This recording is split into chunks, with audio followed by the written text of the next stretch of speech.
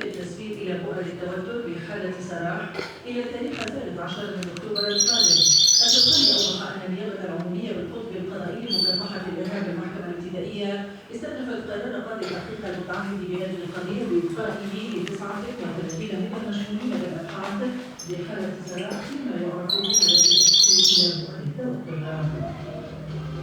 النيابة العمومية بالمحكمة الابتدائية بالجزائر تقدم بفتح بحث لدى فرقة الأبحاث العقلية للحرس الوطني بالجهة للتحقيق في ملابسات حادثة تعرض 21 تلميذا إلى الاختناق جراء مادة تسربت من قارورة كانت بحوزة التلميذ، وقد تم أخذ التلاميذ وهم ينتمون إلى المعهد الثانوي في مارس بعيد السيرين المدينة إلى المستشفى الجهوي لتلقي الإسعافات اللازمة وفق تأكيدات المدير الجهوي للصحة الدكتور عبد الغني شعباني الذي ذكر أن عددا من التلاميذ غادروا المستشفى فيما لا يزال آخرون تحت الترحم.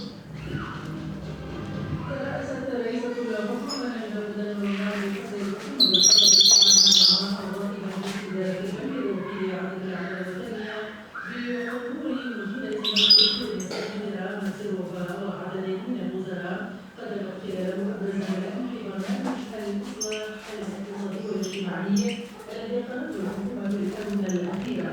وسمت رئيسة الحكومة بالمناسبة مساهمات المناخ خلال العشرية الأخيرة في دعم عديد البرامج والمشاريع التنموية ذات أولوية في ميادين الطاقة والفلاحة والنقل والبيئة فضلا عن النساء والنبيع والتنمية في عديد المجالات. أيضا أشارت رئيسة الحكومة بعد الأمس في مع الميزانية الاستثمارية في تأهيل الشركة التونسية لسياحة الشباب. وقدم وزير الشباب والرياضة كمال الدين خلال هذه الجلسة عرضا حول وضعية تنمية الشركة وأهم المصاعب التي تواجهها على المستويين المالي والاجتماعي. ودعت رئيسة الحكومة بلجنة صدرت إلى إعادة هيكلة هذه الشركة والبحث عن مصادر جديدة لتمويلها وفق مجال بلاغ نشرة مصادر الإعلام ليلة وزيرة التجارة والتنمية الصادرات وزيرة الباحث تؤكد التشجيع على النسق العالمي لتزويد الأسواق في الحليب والدواجن، مشيرة إلى العمل على توفير السكر والزيت وكيل الطعام في القريب العاجل، ونفت أيضا وجود أي نية لرفع الدعم عن هذه المواد ضمن الاستثمار الشعبي.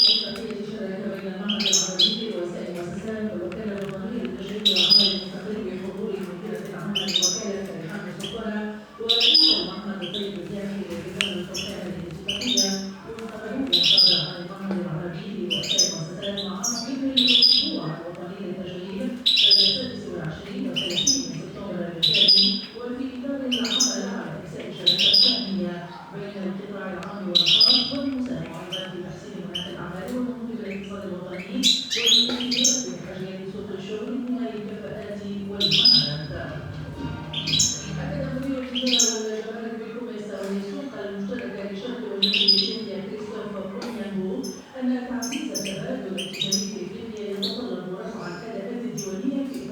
الخامسة. وشدد الخصوص خلال الجلسة المسائية من فعاليات المؤتمر الدولي بعنوان صاحبات الأعمال في تونس والخماسة والذي تتواصل أشغاله إلى هذا اليوم الجمعة، شدد على ضرورة تسهيل تصدير السلع المحلية وتوريدها عبر الحدود، موصيا بالحد من الكلفة الجدية لعملية التصدير. دوليا يعقد وزراء الطاقة في الاتحاد الأوروبي هذا اليوم الجمعة اجتماعا رسميا لمناقشة التدابير الجديدة التي سيتم اتخاذها للحد من ارتفاع أسعار السندات والغاز. الاجتماع سيعقد بناء على دعوة من جمهورية تشيكيا التي تتولى الرئاسة الدولية لمجلس الاتحاد الأوروبي، ومن المقرر أن يتبادل المتفقون وجهات النظر حول تنفيذ اختيارات السياسة لخفض أسعار الغاز المرتفعة. وحددت حكومة الوطنية الليبية مع مسؤول الأمنية الوطنية تعرض للتنمية العسكري بين البلدين وتشتغل عدد من برامج التدريب ونقل الخبرات الوطنية الليبية. جاء ذلك خلال اجتماع انتشر بين رئيس حكومة الوحدة الوطنية الليبية وزير الدفاع عبد الحميد الزبيبة مع كبير مستشاري وزارة الدفاع البريطانية بشمال افريقيا والشرق الاوسط الفريق جون مارتن سانتوس في اطار بيان للحكومة.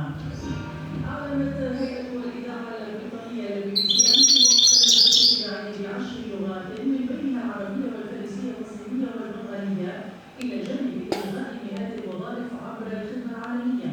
وقالت الهيئة في بيانها إنها تعتزم بضع 82 وظيفة بالخدمة العالمية في إنتاج الجهود الرقمية إلى توفير 28 مليون جنيه استرليني من المدخرات السنوية لخدمات البدوية. كما أوضح البيان أن التضخم المرتفع وارتفاع التكاليف أدى إلى انهيارات صعبة للبيئة. نهاية نشرة يومكم سعيد.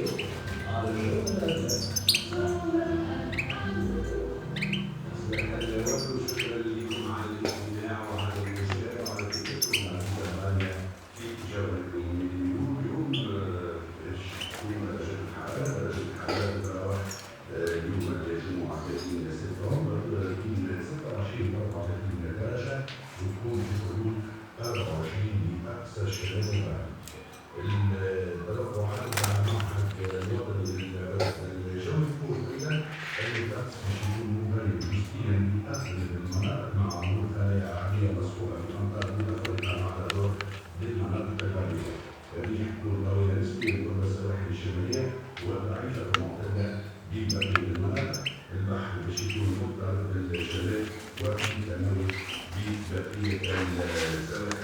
درجة الحرارة في مختلف ولايات الجمهورية ومختلف بسوسة 29